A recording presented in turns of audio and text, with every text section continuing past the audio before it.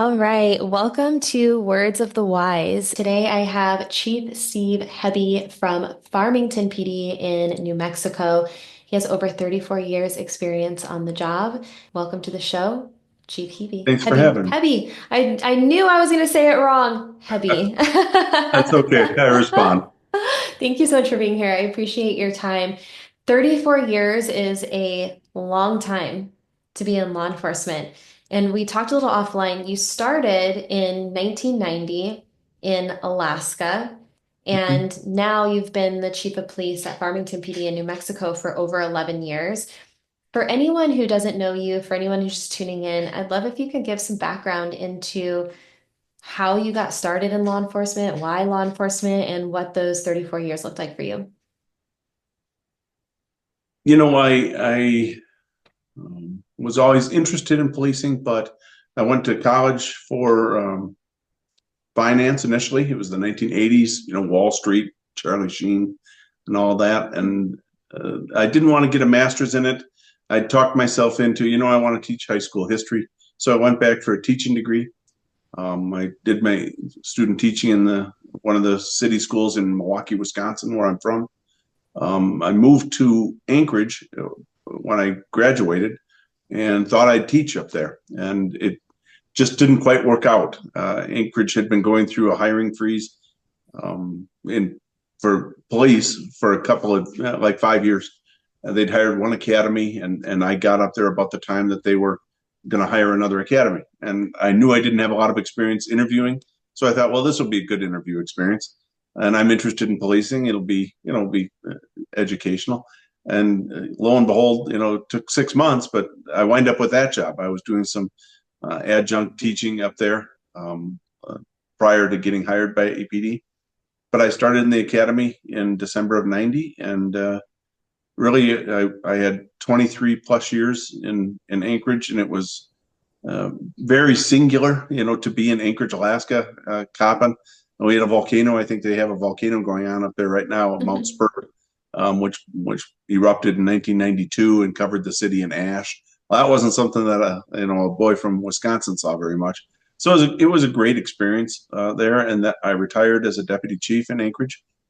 Came down here in 2014, and I've been chief here ever since. And um, I will tell you, 34 years, that the number does seem bigger, I guess, when you're saying it. But in reality, it's gone by pretty fast. It's a little surprising, um, but it's been a great career. Thank you for sharing. And it's really interesting because I've had a similar kind of thing happen to me recently where there was something that popped up that it was 10 years ago. And for a second, I was like, it feels like 10 years ago was forever ago. Like it feels like when I think about it, I'm like, wow, that feels like it was eons ago. But then it also feels like that time blinked.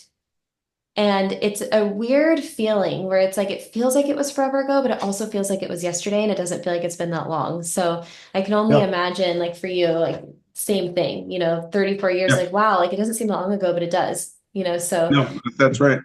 yeah. And I was promoted to lieutenant in 2003 in Anchorage, so I've been in command now for over 20 years, and that's just it's hard to reconcile that because I still remember myself as a cop on the street, and that's been a while. So Yeah, for sure.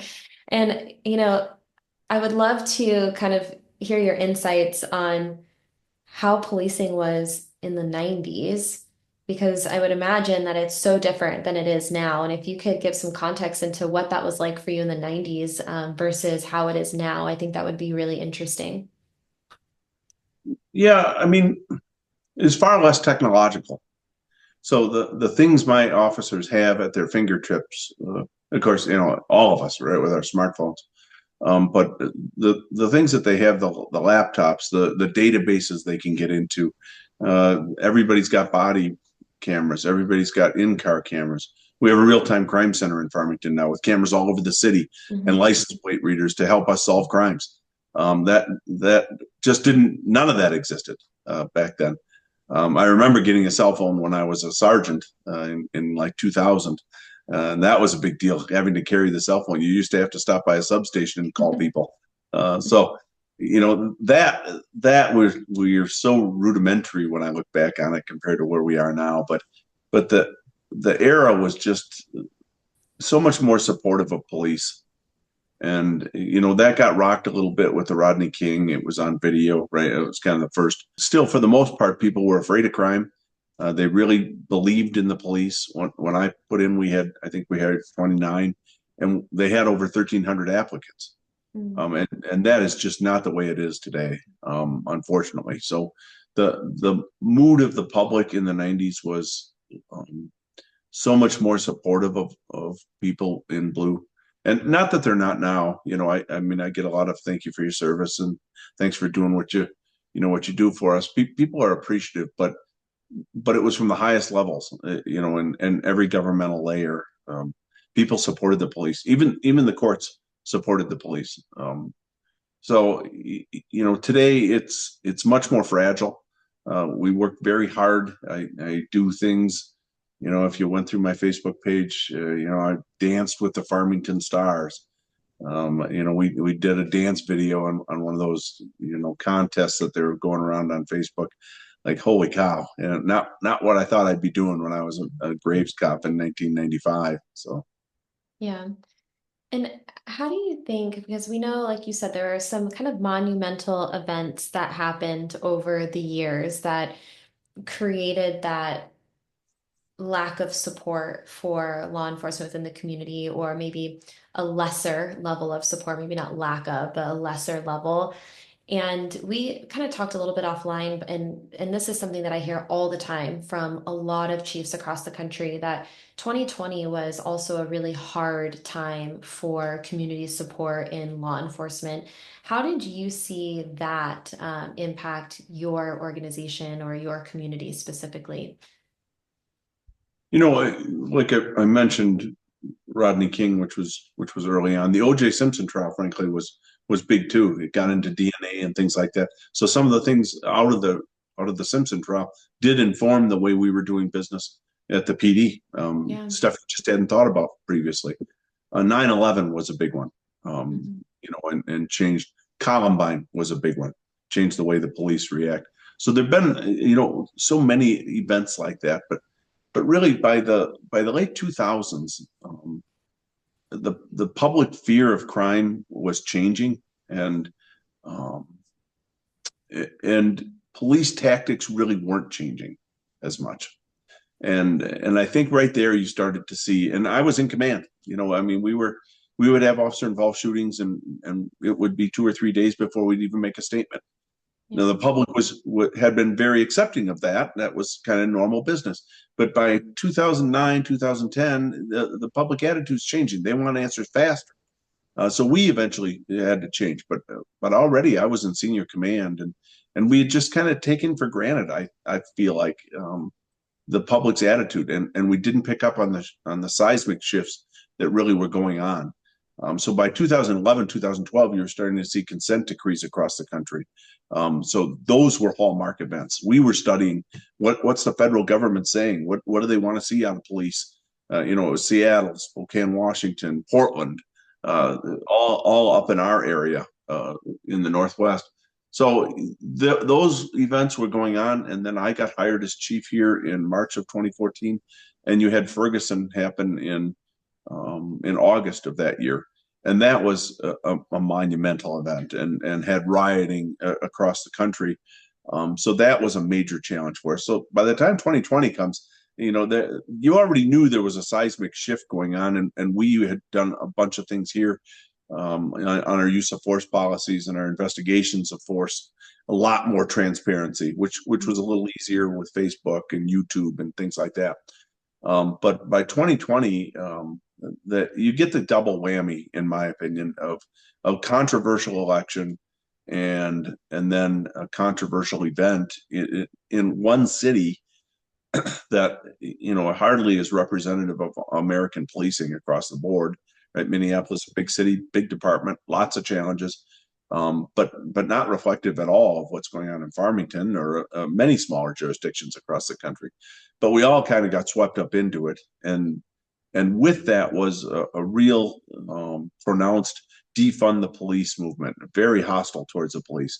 And that began to be echoed by leaders across the country, national leaders, but state and local as well. And we wound up really until 2018, 2019, we were very close to full staffing most of the time. But following the summer of 2020, it nosedived. People got out of the profession that were as soon as they were able to. As soon as they get 20, they were gone. Mm. Other people were quitting far short of retirement, which previously had never happened. And our recruiting dove. We could not attract the numbers. Now, some of that's bounced back a little bit, but our numbers really haven't overall. You still see and we're solving the problem now, not by a different dialogue at state and national levels, but by throwing money at the problem. Right. So we're paying more than we've ever paid, but we're not increasing our numbers sizably because it really didn't start off about pay. It started off about support for the police and a belief in the police and a belief that you were doing something that was important to your community and your country. And I believed all those things. And a lot of that got shattered and still really hasn't bounced back, in my opinion. Yeah, and I know there's a lot of agencies who are really struggling with being short on bodies. And, I work with a lot of agencies in California, and I don't know if you experience the same thing, where you are in New Mexico, but it's so competitive that they're literally fighting each other for, the best people that they can find. And that pool is not very large. And so they're, fighting for whatever they can grab. And I've heard stories of, other agencies parking recruitment trucks in like other cities and, they're basically just every man for themselves at this point to try to find, new and good people. And Yeah. then there's a lot of lateraling going on, I think, because of what you said. It's like, okay, well, where are there better opportunities, financially, maybe better commutes, things like that, where people before were maybe a little bit more um, willing to stay at the same agency for longer. And now there's, I think, kind of this, I don't want to say culture, maybe that's not the right word, but there's maybe this movement going along around that didn't happen before. So I know a lot of agencies have kind of said the same thing. 2020 was a pivotal point where it felt like everyone's now short-staffed. People are leaving the profession, and now they just can't find the amount of people that they need to, um, restaff. Yeah, I think I mean, there's the summer of 2020 was obviously pivotal, but you also have now everything's on body camera, and all state agencies in New Mexico are required to have body cameras. That's not every state, but ours passed a law mandating it. So everything's on video that the cops do. That kind of comes at the same time you're already getting this defund the police movement. Now they just start playing on the 24-hour loops or on social media every mistake that the police make. We'll show police shootings that people think are questionable, but when the police are getting shot, those don't get much play. And Yeah. it is so it's a dangerous job, and then it felt thankless for a period of years. And now you're right. We don't have it quite as viciously here, but that's what the pay thing is, right? Everybody just Yeah. starts. We're all trying to outpay each other, which has a finite end to it. And the worst for me at this stage of my career is, policing isn't really about money. Yes, I want us to make money. I want my cops to have a good living, but if you're doing it for money, it isn't going to be great. You're going to have long days. That's some of what we're going to talk about. Folks that wind up not in the profession for understanding what they're about to sign up for, but they came because there was good pay and benefits, and that can draw problems. Yeah, and I think that like you could argue that, any career that you go into when it's just purely about the money, maybe isn't always the best. Like I said all the time to people, like, because that I've been in this wellness space for 8 years. I told you I've done this like before. Like it was widely accepted by, I mean, maybe some organizations. I know California is a little bit ahead of the curve with wellness stuff, but most organizations at that time did not widely accept a lot of these types of resources.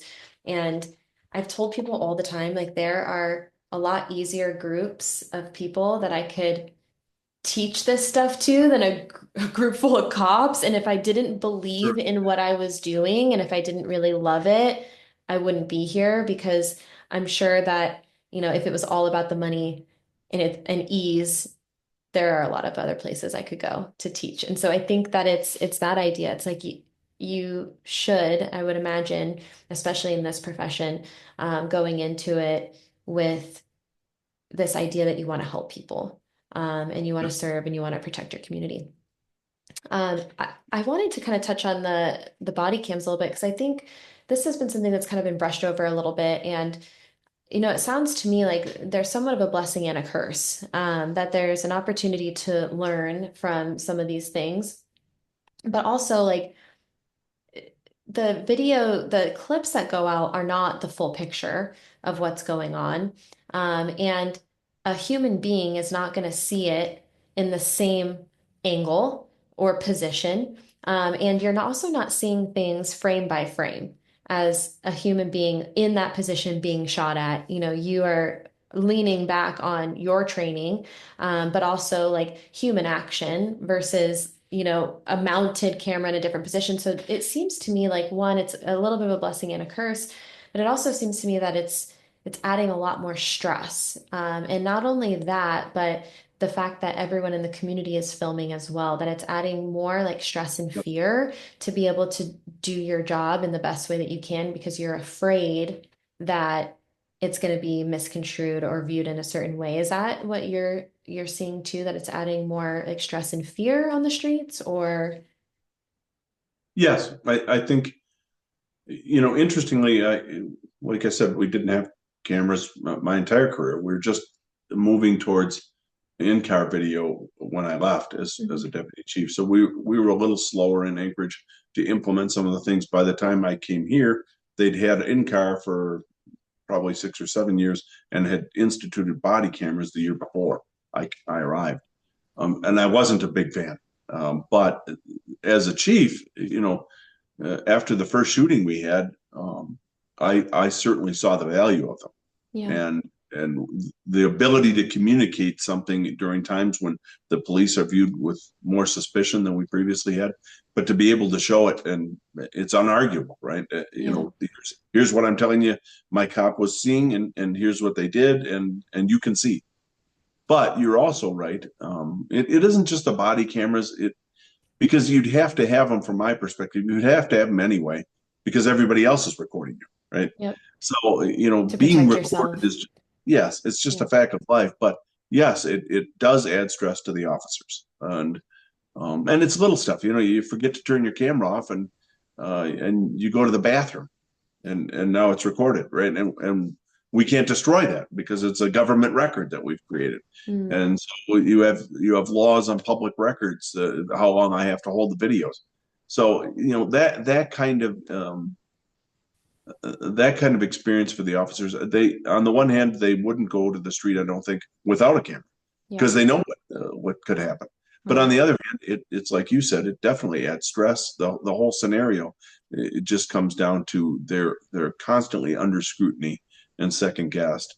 Then throw in, and I don't know if they're going on down in your area, but they have First Amendment auditors, which follow the cops around and record them, and then put the videos up on YouTube, for clicks and likes, and they're presenting as defenders of the small person against the big bad government, and all of that just adds to the experience for a cop of, why am I doing this again? And certainly Yeah, that's made worse, if why you're doing it is for the money, right? It really, yeah. you got to be passionate about the biz, because if it's just about the money, you're going to hit a point pretty quick where it's like, oh, why am I doing this? Yeah, I like that you touched on that point because a lot of chiefs I talk to, one of their pieces of advice is to, know your why. and to refer back to your why often, especially in hard times, because that's what's going to keep you going through the career because it is a challenging career. And Yes. you're going to go through ups and downs, and you're going to see really hard things, and you're going to go through critical incidents and see traumatic events. And, in the hard times, if you can refer back to your why and why you decided to do this job in the first place, and it's meaningful to you, then that's going to keep you going. But if you are referring back to your why and your why is because you wanted to make 80K a year or whatever, it is that you're getting paid from the agency, then it's a little, what word do I want to say? It's like cotton candy. It's just like there's nothing there, it's like meaningless because at what point are you gonna just like say it's not worth it? But if your Yes. why is like, I'm doing this because I truly want to help people, or I'm doing this because, I went through this as a kid and, I want to be able to be that for other people, that's gonna get you through it, not any amount of money. No. Yeah, because No. you could probably go make that money somewhere else, if you Yes. really wanted to. So And not yeah. be and not be under the scrutiny you're at or the Yeah. danger that you're under in policing. So I agree. Yeah, no, I appreciate that. So, in the context of wellness, we kind of talked about this before. I've been in the wellness space for 8 years and I've seen the progression of what that's looked like over the last 8 years to where we are now. You've been in this profession for far longer than, I have. And so you've seen kind of the evolution of wellness, far beyond the 8 years. What trends are you seeing right now in the wellness space?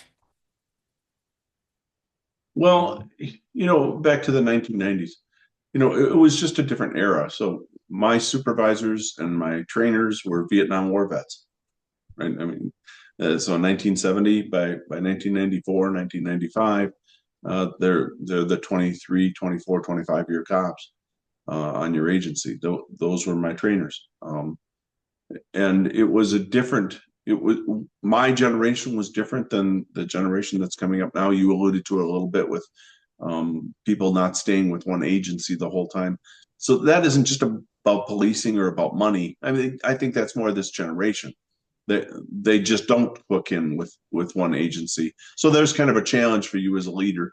They're probably not going to do 25 years with you like my generation did.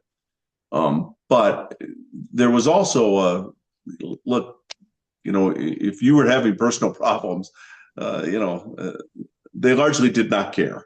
And, you hit the street and heavy and make some arrests, write a few tickets, and do your job.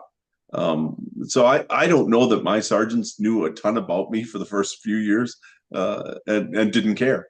And that was the way it was. Okay, that's the world we're living in. Um, so to where we are now, that started to change in the 1990s. They came up with um, early warning systems in policing, where if an officer is going through problems, if you see these things, right, let's make some inquiries. Let's find out if something's going on. And so policing did begin, and that was somewhat um, propagated by the federal government and the consent decrees, right? So this was a component of it that you should know your people, you should be engaged with them, and when you're seeing a significant number of uses of force or a significant number of complaints, that you're going to inquire and you're going to find out if something's going on with the officer, because oftentimes things that go on in your personal life affect you on the job. So there was a growing realization of that, but there was also, I won't say abhorrence, but it was not culturally acceptable to go to counseling or therapy very much. And in fact, if you were mandated to go to it after a shooting, there was general grumbling from the rank and file that they did not like that. So from where we were then to where we are today, honestly, a fantastic transition. It kind of was highlighted in some of the consent decrees. Really, then President Obama's 21st Century Policing Report. That was one of the pillars. Was mental wellness for your officers and staff, and all of that is important. I feel like um, the combination of the things that we've talked about with increased stress, increased scrutiny, lack of support. coupled with the now a renewed or maybe the first interest in your overall wellness of your rank and file, it's been a good thing in many ways, but it can also be a dangerous thing in that done without a broader perspective of okay, but what's our goal here? Not just throw counselors at them and hope everything goes better. I mean, our goal is to actually make people healthier, Yeah. to help them overcome obstacles that we know are going to happen, not just in policing but in life, and to give them the tools to be more successful. And I don't know that that's understood as the goal as often as it maybe should be. I think the first goal, the first hurdle was to get cops interested in going to counseling and to do the things like peer support and that we never did in the 1990s. And that's a major hurdle. And you alluded to it a little bit of, cops are a tough business to market to. Yes, they definitely are, and I expect you have some pretty good stories of it. But when you just are throwing resources all under the guise of wellness and helping, what's our goal? And our goal isn't just to hear everybody's story. Our goal is to help them to be better and to get through the tough times that we know are coming in life and in policing. And I fear, the combination of all the things we're talking, that even the social media, there's kind of a victim mentality in some circles that we really need to reiterate to our troops: we are not victims. Bad stuff does happen to us, no doubt about it, but we are the forces of good, the representatives of the government going out to protect our citizens. We are not victims, even when things aren't going so well for the police. I think that can be a damaging thing if people wind up believing that they're a victim. Yeah, and there's two things that you said that I loved. One is um, home and job stressors, because it's Yes. not just stuff that you're going to go through on the streets or on the job. It's also stuff that you're going through at home that compiles on top of it, right? It's like we know everyone has a life outside of this profession. But the other thing that you said is that, how can we actually make sure that they're getting resources that are going to help them to get through those things and to be better? And I really, really love that perspective because I think that there's a lot of there was a saying I heard recently, and it was post-traumatic growth. Have you heard of this? I have not, but I love that. Yeah, Uh, so someone told me this. It was, I can't take credit for it. It was another chief that I talked to. And he said, there's so much talk about post-traumatic stress, or, some sort of, post-traumatic injury. And there's not a lot of talk about post-traumatic growth. Like, how can you grow after a traumatic event or experience? And I really get on board with that mentality because I do think that there has to be effective tools that are going to help you to recover from it, to process it, but then to grow after it, in spite of or yeah, because of it, right? And I think that should always be the goal, is that we're always getting better and we're always trying to, like, get past the hard things in the most effective way possible. And to me, that's what resiliency is. When you can grow in spite of something, that's resiliency. It's not to say that you don't need the resources. I think that that's a right, completely right. different conversation. If you say, hey, just toughen up and just do it and don't ever get help if you need it, I think that's an entirely different conversation. But it's like, hey, it's okay if you need the resources, but how can you grow, after the fact? And to me, that's what resiliency is. And I don't know if you agree with that, but I really, really liked that. And I never heard it before, where he said post-traumatic growth. How can we get that growth after, the Yep. traumatic event? So yeah. No, I like that. I'm angry that another chief came up with that. So good for him. Well, you got to borrow it now. You got to take it, Yeah. and spread the word, because you know I don't think that anyone can argue with the fact that you want to be there to support your people and you want to make sure that they have the resources that they need when they need it. Yeah. But it's, I've heard a lot of stories from other chiefs where, they had been sending their guys and girls to therapists, and these therapists weren't, and I'll use the words in quotes like culturally competent. I think that that word is thrown out a lot, and I think that there is validity to it, in the sense that I think that it's important to have someone who understands the stressors of this career and what you guys go through so that they can give you the tools that you need specifically, because that's going to look different than the general population. You guys see a lot more than the general population.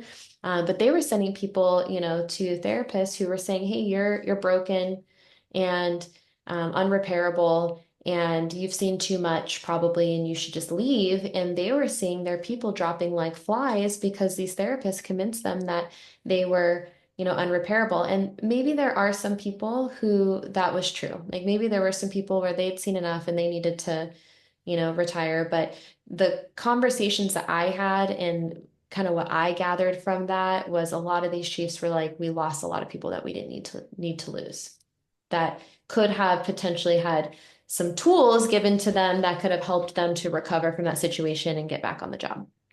Right. You know what?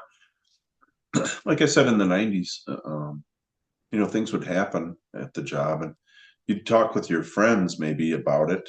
And even that would maybe be um, more circumspect than today. But you kept going on. And while not healthy, you did keep going on. So what I think we should be trying for is right. We want them to keep going on, but we want to help them to be more effective. Mhm. And those problems don't like both of us. Those problems aren't just the job. Now the job is unique, and so oftentimes in life, your greatest strength is your greatest weakness. No, it's Mm, the same thing in policing. The greatest thing about policing is you have a ringside seat to the greatest show on earth that very few other people get to see, and you have a chance to impact it. But with that comes all kinds of bad things that you're seeing that most people don't see. So what we want, I think, is, or what our goal should be, is to help people to deal with that, but still be effective as they're going down. And you're right. I mean, at some point, people hit a point where maybe it is better that you get out of the business. But that's not the overwhelming majority of people, mm, because people have been cops forever and doing 25, 30, 35 years and processing it. What we want is to help them to be more successful at the end of it and as they're going through it. And that means both in their personal and professional life. But I think that's, um, a lot of things are like community policing. That was a term in the 1990s really got coined. And if you press somebody, what does community policing mean to you? There's 100 different answers. mm. Everybody has their own version of what community policing is. And I think the same is true with wellness. And so I like the opportunity to come and talk with you because I think we have to have a dialogue. Okay, what's our goal? We need to get a common understanding of what is wellness and what are we trying to achieve. And it isn't, and you alluded to it too with the other chiefs and the therapists. It isn't just every cop is broken. Every cop has been challenged. Every cop has seen things that most people don't see. That is the job. But what we want is to give them the skills to be able to deal with that and still be effective in life. Yeah. And I think too, I mean, like I've had personal experiences with, you know, people telling me not just like professional, I think just people in general, like saying you're broken. And I I think you start to believe that. And the reverse is true. If someone says you're super resilient, and you're going to get through this, you know the mental shift, it could happen, either way. You could have someone come up to you and say you're broken, you're unrepairable, you should just give up. Or you could have someone say, hey, like, I understand you went through something really hard, but you're super strong and resilient, and we're going to give you the tools and resources to, help you to get past this really challenging time so that you can thrive and you can be even more resilient, and even better, than you were before, because now you learned from this situation. And so now you can, take that step forward in your career and your life. And I think that it is important, the messaging that we send out to people, that it's like, yes, we want to support everyone. We want to make sure everyone has the resources that they need, but we also want to make sure that, those resources are actually helping, not Right. hurting. Yeah, I So we agree with have, you. a mentorship program that we've Mhm. had. We've had peer support in various forms, and those programs have grown and changed.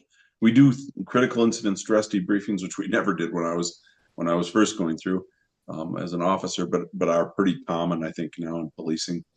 We do those things.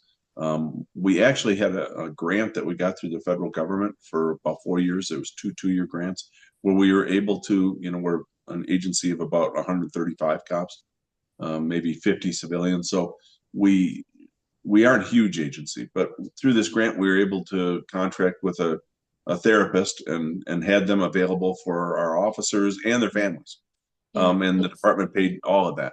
So and then our FTO program, right? We've greatly revamped that to be more supportive of recruits as they're going through. Less of the military style that was really kind of in vogue when I went through, and more supportive and more understanding of they're facing different challenges than they've ever faced before. But with all of that, and I do believe in all those things, and they are important. You also, just like anything else that you would do in policing, well, you kind of measure the results. And I think the question before all of us as law enforcement leadership is, or folks like you that are trying to help bring some awareness is, okay, are we being effective with it? And what does effective look like? And so that kind of goes to we need a common understanding of what is our goal, and then we need to be able to kind of monitor how are we doing with that. And when I hear officers using terms that are far more identifiable with a victim mentality, that is a problem. And really, with 2020, we actually talked about it here because we are taking such a beating nationally. It is easy to begin to feel like to begin to feel like you're a victim, like everybody's against us, and it really is us against the world, and that just isn't true. And we have a lot of agency. We have a lot of ability to influence events. We're not victims, but we certainly have challenges in front of us. Yeah. And I like that you said, like, what's the goal?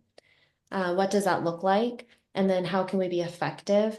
I think that a lot of times too, like what I hear is, and this is not from me, this is from other people, where it's like, yeah, we're just throwing a bunch of stuff out there just to throw it out there. And it's kind of a check the box mentality of like, okay, like how can we just check these boxes so that we have these things? But Right. like they're not really being used or they're not being useful. And so I like that you brought up like effective because, I say this all the time, like with what I do, if no one's using it and no one's benefiting from it, then it doesn't matter. It does not matter at all, And so I do think that it's a good strategy to sit down and try to figure out what is the goal, how can we be the most effective? And that might mean cutting things, it might mean adding things, but just making sure that it's something that's actually benefiting your people and not just sitting there and checking a box or, you know, Yes. or hurting, which would Yes. be the worst case. Well, I We went. appreciate, We had. I assigned an officer to kind of an HR, internal HR thing. So this was several years ago. We were at full staffing. And what I wanted from that officer was him to check in every year, but really on an ongoing basis with our officers. One thing I wanted was I want them getting into their 457 or 401k. It was one of the things back in the good old days where your FTO told you to do something, and by God you did it. I was told by my FTO to start contributing the max to my 401k or 457, and I'm actually so much better off financially because of that advice, right? But so many kids are coming in, they know they're paying into a pension system, but they don't even know what a 401k or a 457 is. The second thing was I wanted them monitoring their education. Because when we're coming in, we're hiring a lot of high school grads. Okay, but if you want to advance in the profession, or if you decide you want to go do something else, education is something they can never take away from you. You can get hurt in the job and not be able to do it anymore, but education they cannot take from you, and you will then have the skills to go off and do other things. What I'd like is cops that want to be cops with us, not cops that have to be a cop because they can't do anything else, right? right. So, and we've seen those through the years. So that's more into wellness too, right? Mhm. It's the total package of how is the family doing? What kind of things are you doing for yourself for your future? Are Yep. are you are you doing physical conditioning so that you're not going to die of a heart attack 3 years after you leave? Mhm. That as opposed to the check the box thing that you're kind of talking about. That to me was community policing in so many ways too. Did you have SROs? You have bike patrol? You have foot patrol? Check. Your community policing. When we all know actually that isn't community policing. Community policing is do we identify with our public? Are we willing to do anything that we can creatively to help our public be safer and our community be better? That's community policing, not SROs or foot patrol. No, I agree. And I like that you said all of the other components, education, financial wellness, family wellness, and then of course like the training and the wellness that you have, organizationally, post-critical incident, all those things, because you really touched on the point that it's not linear. There's a lot of dimension when it comes to what wellness looks like. So I appreciate that perspective and I appreciate your time. I know we're kind of running towards the end of it, but I have one more question for you.